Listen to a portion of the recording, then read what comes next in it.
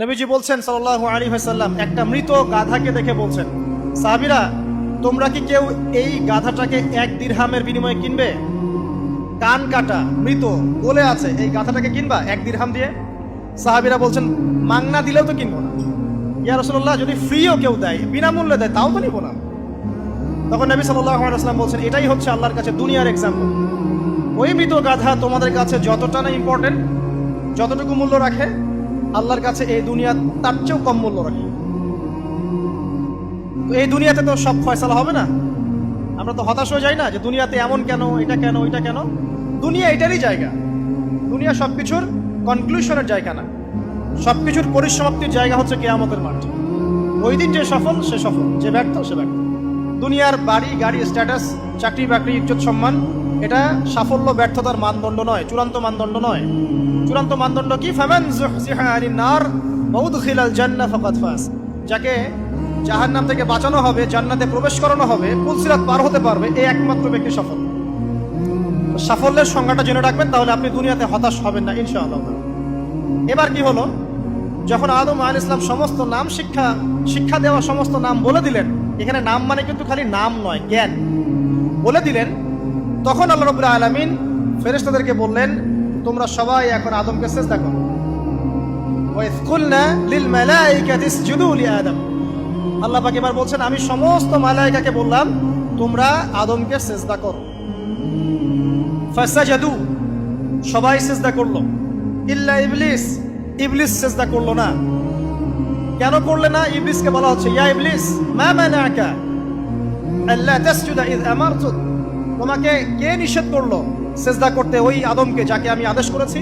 কে নিষেধ করলো? তখন ইবলিস বলছে, খালাকতানি মিন নার ওয়া খালাকতাহু মিন তিন। আমাকে সৃষ্টি করেছেন আগুন দিয়ে, আর আদমকে সৃষ্টি করেছেন মাটি দিয়ে, আমি কিভাবে তাকে সিজদা করতে পারি?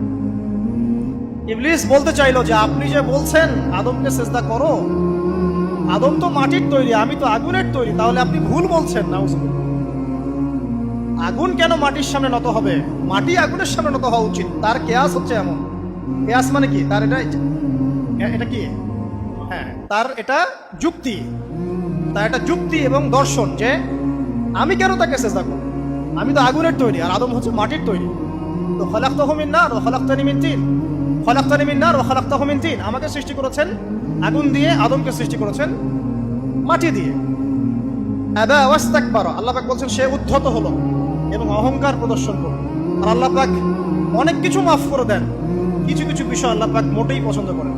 তার মধ্যে একটা হচ্ছে অহংকার, তার মধ্যে একটা হচ্ছে শিরক, তার মধ্যে একটা হচ্ছে অন্যের হক নষ্ট করা, তার মধ্যে একটা হচ্ছে আদম সন্তানকে হত্যা করা, তার মধ্যে একটা হচ্ছে বৃদ্ধ বয়সে ব্যভিচার করা, তার মধ্যে একটা হচ্ছে মুরতাদ হয়ে যাওয়া। ওই যে খ্রিস্টান হয়ে যাচ্ছেন না, খালি মরেন তারপর বুঝবেন, খালি মালাকুল মউত আসুক তারপর বুঝবেন। আল্লাহ রাব্বুল আলামিন বলছেন তার রাসূলের মাধ্যমে, কেউ যদি সাক্ষ্য দেয় আল্লাহ ছাড়া কোনো মাবুদ নাই, মুহাম্মদ সাল্লাল্লাহু আলাইহি ওয়াসাল্লাম শেষ নবী, ঈসা ইবনে মারইয়াম আল্লাহর প্রেরিত নবী, আল্লাহর পুত্র নন, জান্নাত সত্য এবং জাহান্নাম সত্য, এই 5টা বিষয় যদি কেউ সাক্ষ্য দেয়, ইনশাআল্লাহ সে জান্নাতে যাবে, তার আমল যেমনই হোক না। টাকার বিনিময়ে, চাকরির বিনিময়ে, সমাজসেবার নামে আর চিকিৎসার নামে ঈমান বিক্রি করে ফেললেন, সুবহানাল্লাহ, সুবহানাল্লাহ। তোমাদের এই পৃথিবীতে বেঁচে থাকার চাইতে মাটির তলে চলে যাওয়া ভালো। আবর্জনার কোনো প্রয়োজন নাই আল্লাহর এই জমিনে। এই মুসলিম উম্মার আবর্জনার কোনো প্রয়োজন নাই। এই মুসলিম উম্মার ইমানদার সাহসী তরুণ প্রজন্মের দরকার। আল্লাহ পাক কবুল করুন, আমিন। এরপরে কি হলো? ইবলিস সিজদা করলো না, আবা ওয়াস্তাকবার, সে উদ্ধত হলো এবং অহংকার প্রদর্শন করলো। এবার আল্লাহ পাক জিজ্ঞাসা করলেন, কেন করলে না? কেন করলে না? সে বলল যে আগুন দিয়ে সৃষ্টি করেছেন আমাকে, তাকে সৃষ্টি করেছেন আপনি মাটি দিয়ে, সো আপনি ভুল, আমি সঠিক, আমি কেন তাকে সিজদা করব? আল্লাহ পাক তখন আর তার প্রতি রহম করলেন না। আল্লাহ পাক তখন তাকে বলছেন, ফাখরুজ মিনহা, এখান থেকে বেরো। আল্লাহ পাক যেমন গফুর রহিম, আরহামুর রহিমিন, ঠিক তেমনি আল্লাহ পাক শাদীদুল ইকাব, কঠিন শাস্তিদাতাও বটে। আল্লাহ পাক শুধু কি দয়াই করবেন, শাস্তি দিবেন না? দিবেন। ফাখরুজ, অপদস্থ হয়ে, লাঞ্ছিত হয়ে এখান থেকে বের হয়ে যাও। এখানে অহংকার করার অধিকার তোমাকে দেওয়া হয় না, এখান থেকে বের হয়ে যাও। এবার ইবলিস বের হয়ে যাচ্ছে। বের হয়ে যাওয়ার সময় ইবলিস বলছে রব্বি। কি বলছে? রব্বি। দেখেন, ইবলিস আল্লাহকে বলছে রব্বি। মানে ইবলিস আস্তিক। ইবলিস কি আস্তিক? ইবলিস আল্লাহ বিশ্বাস করে। ইবলিস বলছে রব্বি, হে আমার রব, আনজিরনি ইলা ইয়াউমি ইউবআসুন, আমাকে কিয়ামত দিবস পর্যন্ত অবকাশ দেন। আমাকে তো বের করে দিচ্ছেন, ঠিক আছে, আমাকে কিয়ামত দিবস পর্যন্ত অবকাশ দেন। শব্দ চয়ন হচ্ছে রব্বি, হে আমার রব। মানে ইবলিস কিন্তু নাস্তিক না। তাহলে এখন যারা এই যে এথিজমে বিশ্বাস করছেন, আসলে এরা কেউ নাস্তিক না, এরা ইসলাম বিদ্বেষী। কখনো দেখবেন না তাদেরকে অন্য ধর্মের কোনো বিষয় নিয়ে কটু মন্তব্য করছে, প্রশ্ন উত্থাপন করছে, এমনটা খুব কমই দেখবেন। এদের যত মাথা ব্যথা ইসলাম নিয়ে। এখানে দেখেন ইবলিসের কথা বলছি, ইবলিস কিন্তু আস্তিক। ইবলিস কি বলছে? রব্বি আনজিরনি ইলা ইয়াউমি ইউবআসুন, হে আমার রব। ইবলিস জানে যে আল্লাহ তার রব। ওই যে সূরা হাশরের শেষের দিকে পড়ে দেখবেন ইবলিস বলে উকফুর, তোমরা কুফরি করো।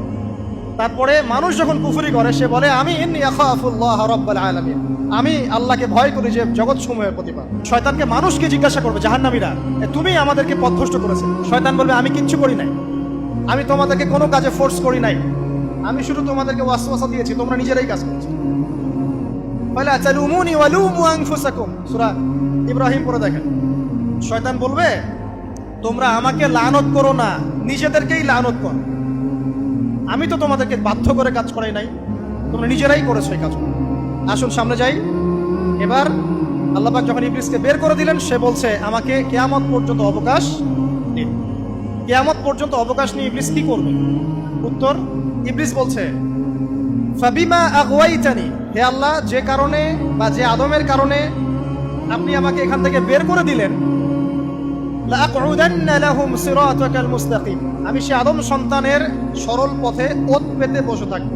শয়তানের কথা কি মনে থাকবে যুবক ভাইরা? শয়তানের চ্যালেঞ্জ কি? আমি আদম সন্তানের সরল পথে ওত পেতে বসে থাকবো, মানে আমার আপনার সবার পথে সে ওত পেতে বসে আছে। এটা যদি মাথায় থাকে তাহলে জীবনে চলা সহজ হয় না? আর কি করবো?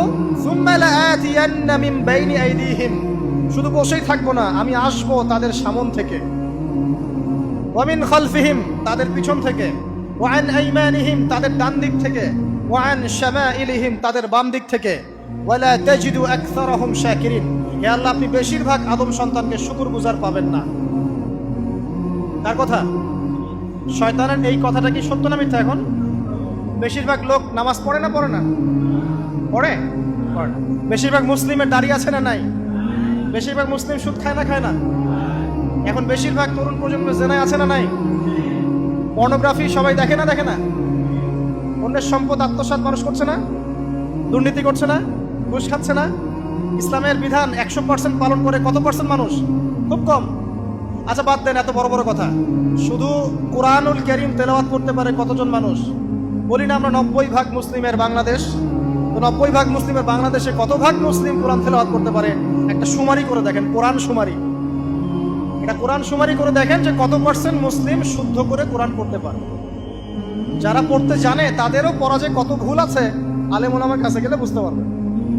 আর এই ভুলের কারণে যে অর্থ কত পরিবর্তন হচ্ছে আপনি তো জানেনই না। তো এই যে শয়তান বলেছে ওয়ালা তাজিদু আকসারাহুম শাকিরিন, আপনি বেশিরভাগই শুকরগুজার পাবেন। তো কথা সত্য না মিথ্যা? দেখেন, ও কিন্তু তার মিশনের মধ্যে ঠিকই আছে।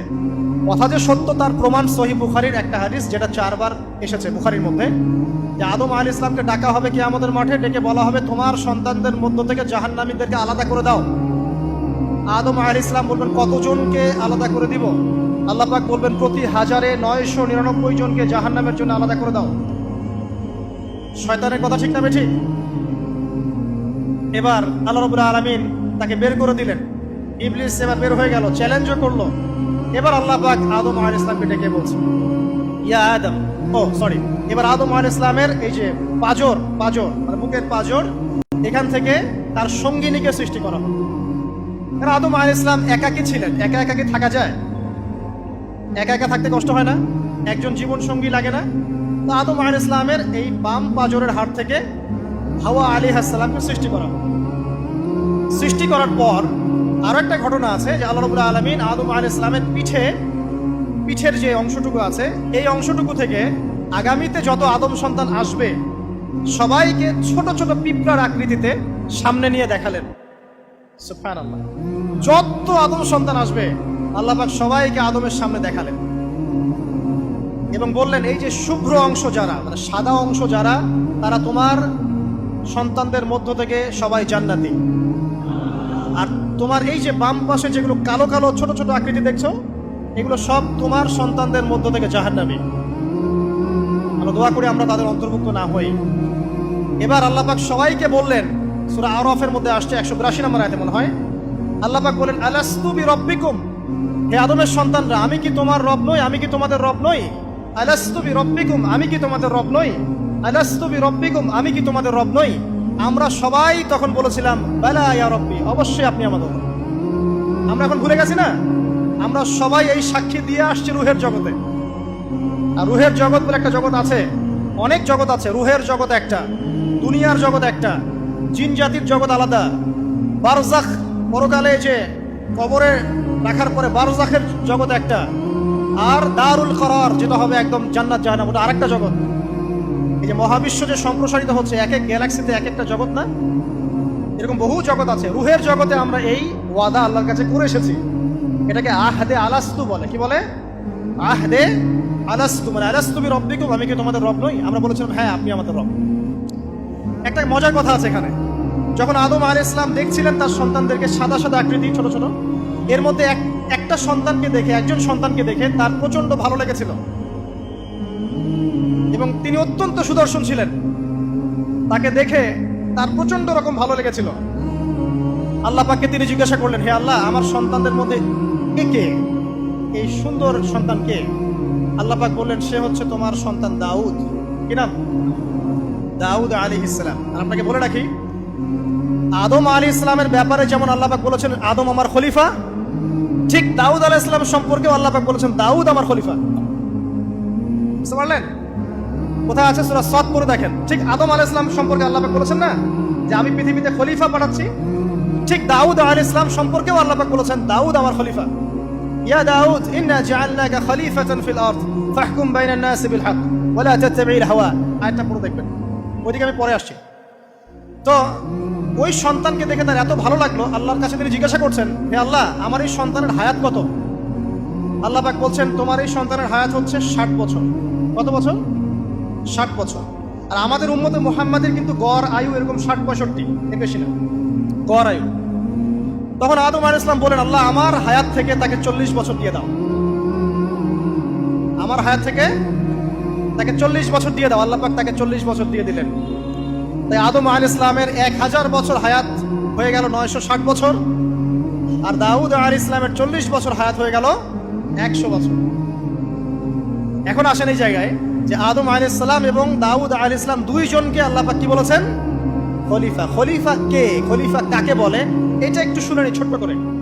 সূরা সাদ পড়বেন 24 কি 26 নম্বর আয়াত। আল্লাহ পাক বলছেন, ইয়া দাউদ, হে দাউদ, খলিফার কাজ কি এটা শোনেন।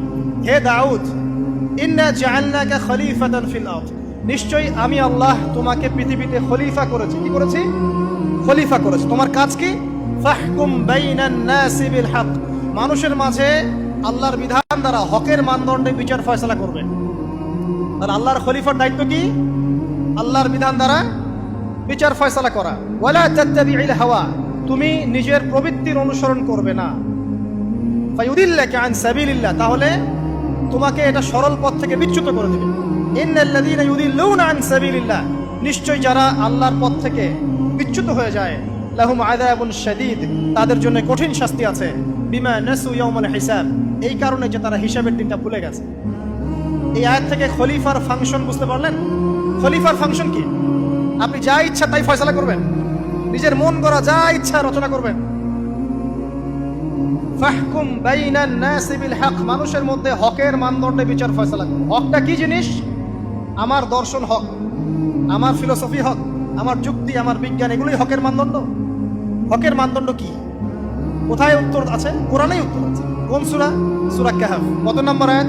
আয়াত নম্বর 29। আল্লাহ পাক বলছেন, ওয়াকুলিল হাক্কু মির রাব্বিকুম, হক সেটাই যা তোমার রবের পক্ষ থেকে নাযিল। কথা কি ক্লিয়ার? হক কি জিনিস? যা তোমার রবের পক্ষ থেকে নাজিল হয়। ফামান শাআ ফালইউমিন, যার ইচ্ছা হয় সে স্বীকার করুক।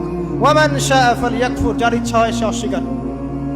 ইন্না আ'তাদনা লিযালিমিনা নারান, অস্বীকারকারী জালেমদের জন্য আমি আগুন প্রস্তুত করে রেখেছি। এখানে আপনি হকের সংজ্ঞা পেলেন এবং হকের মানদণ্ডে বিচার ফয়সালা করলে পরে খলিফা হয়।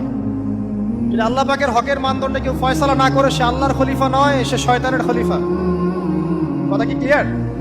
আচ্ছা, এখন যদি আপনি বাধ্য হন কোনো ক্ষেত্রে সেটা আলাদা বিষয়, বাধ্য হয়েছেন সেটা আলাদা বিষয়, কিন্তু আকীদা স্পষ্ট থাকতে হবে যে আল্লাহ রাব্বুল আলামিনের বিধান চূড়ান্ত, এর উপর কোনো বিধান নাই। এখন আপনি আদম এবং দাউদ আলাইহিস সালামের মধ্যে একটা সম্পর্ক বুঝতে পারলেন। এবার আল্লাহ পাক আদম আলাইহিস সালামকে ডাকলেন, ডেকে বলছেন, আদম এবং হাওয়া, তোমরা দুজন উসকুন আনতা ওয়া যাওজুকাল জান্নাহ, এবার তুমি আর তোমার স্ত্রী হাওয়া তোমরা জান্নাতে থাকো। ফাকুলা মিনহা রাগাদান হাইথু শি'তুমা, জান্নাতের যেখান থেকে ইচ্ছা তোমরা ফল খাও বা যা ইচ্ছা তাই করো, সবকিছু উন্মুক্ত তোমাদের জন্য জান্নাতে। একটা বিষয়, ওয়ালা তাকরাবা হাদিহিশ শাজারা, এই যে গাছটা দেখছো এই গাছের কাছেও যাবে না। এখানে শব্দ এমন না যে গাছের ফল খাবে না, শব্দ হচ্ছে এমন গাছের কাছেও যাবে না। যেমন ওয়ালা তাকরাবু জিনা, জিনা করবেন আল্লাহ পাক বলেননি, বলেছেন জিনার কাছেও যাবে না। ওয়ালা তাকরাবু মাল আল ইয়াতীম, ইয়াতীমের মাল খাবে না আল্লাহ পাক বলেন নাই, আল্লাহ বলছেন ইয়াতীমের মালের কাছেও যেও না। আমি কি বুঝাতে পারছি? এই গাছের কাছেও যেও না। এবার জান্নাতে তারা থাকতে লাগলেন। এবার ইবলিস তো আর হাল ছেড়ে দেয় নাই, সে কি বলেছিল? ডান বাম সামন পিছন সব দিক থেকে আসবে। সে এসে ওয়াসওয়াসা দেয়। কি ওয়াসওয়াসা দেয়? হে আদম, হাল আদুল্লুকা, আমি কি তোমাকে বলে দিব, আলা শাজারাতিল খুলদ ওয়া মুলকিন লা ইয়াবলা, হে আদম আমি কি তোমাকে বলে দিব এমন একটা গাছের কথা যেই গাছের ফল খেলে পরে তুমি চিরস্থায়ী জীবন লাভ করবে, কোনোদিন মারা যাবে না। এই চিরস্থায়িত্বের টোপ দিচ্ছে কে? এই চিরস্থায়ী ক্ষমতার টোপে মানুষ পথ হারাচ্ছে না পৃথিবীতে। ওয়া মুলকিন লা ইয়াবলা, এমন রাজত্ব পাবে যেই রাজত্ব কখনো ক্ষয় হবে না। চিরস্থায়িত্বের টোপ, রাজত্বের টোপ, এই দুটোই হচ্ছে পৃথিবীতে মানুষকে পথভ্রষ্ট করার শয়তানের অস্ত্র। কথা মনে বুঝতে পারেন না? আমার মাথার উপর দিয়ে যাচ্ছে, বুঝতে পারবেন ইনশাআল্লাহ। তো টোপ দিচ্ছে দুইটা, হাল আদুল্লুকা আলা শাজারাতিল খুলদ ওয়া মুলকিন লা ইয়াবলা। করতে করতে করতে করতে একদিন সত্যি সত্যি আমাদের পিতামাতা সেই গাছের কাছে চলে গেলেন। যখনই চলে গেলেন, ফালাম্মা যাকা শাজারা, যখন তারা গাছের কাছে চলে গেলেন, বাদাত লাহুমা সাওআতিহিমা, তাদের পরনে যে জান্নাতি কাপড় ছিল ধাপাস করে খুলে পড়ে গেল। ইন্না লিল্লাহি ওয়া ইন্না ইলাইহি রাজিউন। আমাদের পিতামাতাকে পুরো মহাবিশ্বে ফেরেশতাদের সামনে জান্নাতে নগ্ন করে দিল ইবলিস। আমি মনে বুঝাতে ব্যর্থ হচ্ছি। আমাদের পিতামাতাকে জান্নাতে ফেরেশতাদের সামনে, সবার সামনে নগ্ন করে কাপড় খুলে ফেললো কে? ইবলিস। তো এখন যে কাপড় খোলার সংস্কৃতি চলছে, কারা এরা? ওরা জিন শয়তান, এগুলো মানুষ শয়তান। শয়তান দুই প্রকার, মিনাল জিন্নাতি ওয়ান নাস, জিন শয়তান আর মানুষ শয়তান। ওই জিন শয়তান এদেরকে ওয়াসওয়াসা দিয়ে দিয়ে নগ্ন করেছে। এরা এখন নগ্নতার আন্দোলন শুরু করেছে এবং আমি জানি কয়দিন পরে এটা বিকিনি পরেও ঘুরবে। অবাক হচ্ছেন? এই আমাদের আলামতের মধ্যে অন্যতম হচ্ছে মানুষ রাস্তার ধারে ধারে জেরা করবে, রাস্তার মনে মনে জেনা হবে। তখন তার সবচেয়ে ভালো মানুষ হবে সেই ব্যক্তি যে গিয়ে বলবে যে বাবা তোমরা জেনা করছো, এই দেয়ালের পিছনে গিয়ে করতে পারলা না, সে হবে সবচেয়ে ভালো মানুষ। এই যে কাপড় খোলার সংস্কৃতি শুরু হয়েছে, এটা কার সংস্কৃতি? বাদাত লাহুমা সাওআতিহিমা। আল্লাহ পাক আরো বলছেন, ইয়া বানি আদম, হে আদম সন্তান, লা ইয়াফতিনান্নাকুমুশ শাইতান, শয়তান যেন তোমাদেরকে ফিতনায় ফেলতে না পারে। কামা আখরাজা আবাওয়াইকুম মিনাল জান্নাহ, ঠিক যেভাবে শয়তান তোমাদের পিতামাতাকে জান্নাত থেকে বের করে দিয়েছিল। আর কি করেছিল? কামা আখরাজা আবাওয়াইকুম মিনাল জান্নাহ ইয়ানজিউ আনহুমা লিবাসাহুমা, শয়তান তোমাদের পিতামাতার লেবাস পোশাক খুলে ফেলেছিল। ঠিক এভাবেই যেন পৃথিবীতে শয়তান তোমাদেরকে ফিতনায় ফেলতে না পারে, আল্লাহ পাক সতর্ক করছেন।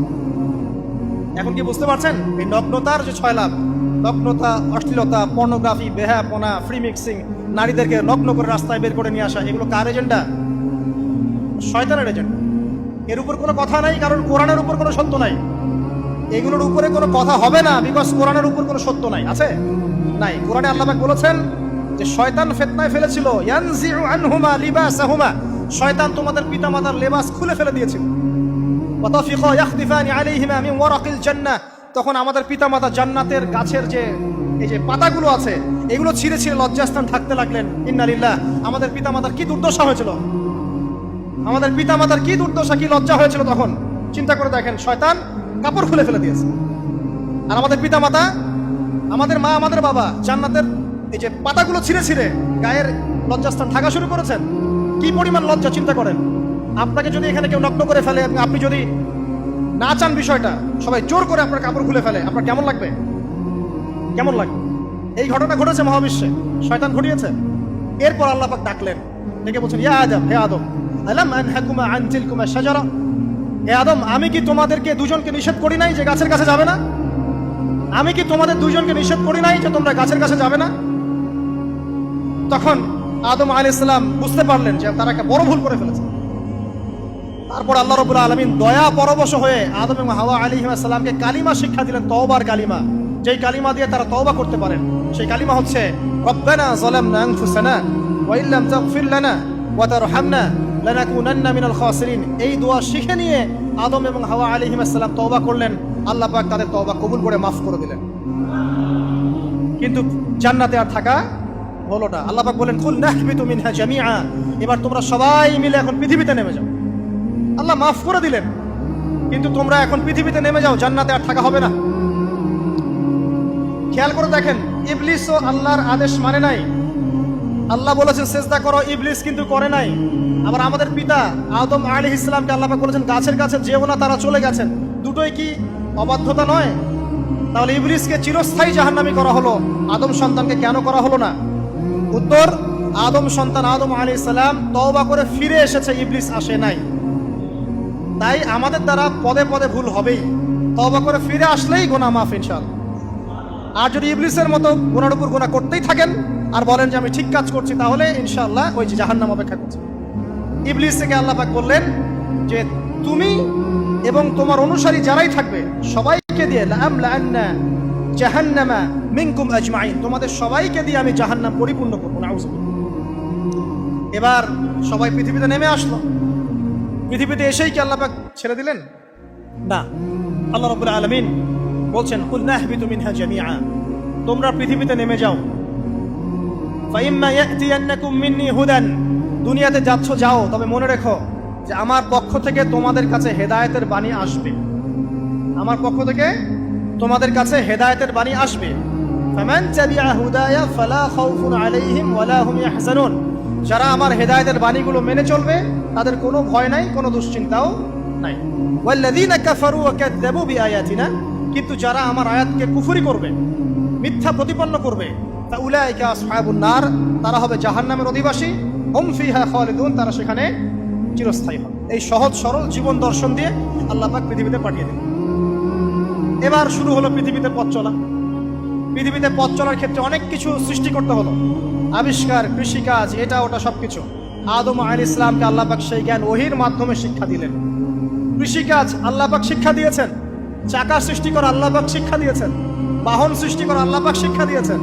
যত রকম জ্ঞান আছে সমস্ত জ্ঞান এসেছে নবীদের পক্ষ থেকে। সবকিছু জ্ঞানের মূল ভিত্তি এসেছে নবীদের কাছ থেকে, আল্লাহর ওহীর কাছ থেকে। যত সভ্যতা দেখছেন বড় বড়, সমস্ত সভ্যতা শুরু হয়েছে নবী দ্বারা, এবং সভ্যতা শেষও হবে একজন নবী দ্বারা। তার নাম কি? ঈসা ইবনে মারইয়াম। আদম আলাইহিস সালাম আল্লাহর দেয়া শিক্ষায় শিক্ষিত হয়ে দুনিয়াতে চলতে লাগলেন এবং তওবা ইস্তেগফার করতে লাগলেন, কাঁদতে লাগলেন। দীর্ঘকাল তারা ক্রন্দন করেছেন। কি কারণে? ওই যে একটা ভুল তারা করে ফেলেছে। দুনিয়াতে এসে ক্রন্দন করতে আল্লাহ রাব্বুল আলামিন এক পর্যায়ে তওবা কবুল করে ফেললেন। এবার সামনে যান। তাদের সন্তান হলো হাবিল এবং কাবিল। নাম শুনেছেন? শোনেন নাই? হাবিলের কুরবানি কবুল হয়, কাবিলের কুরবানি কবুল হচ্ছে না। বিকজ কাবিল এর কুরবানির মধ্যে ইখলাস নাই। ভাইয়ের কুরবানি কেন কবুল হচ্ছে, আমারটা কেন হচ্ছে না?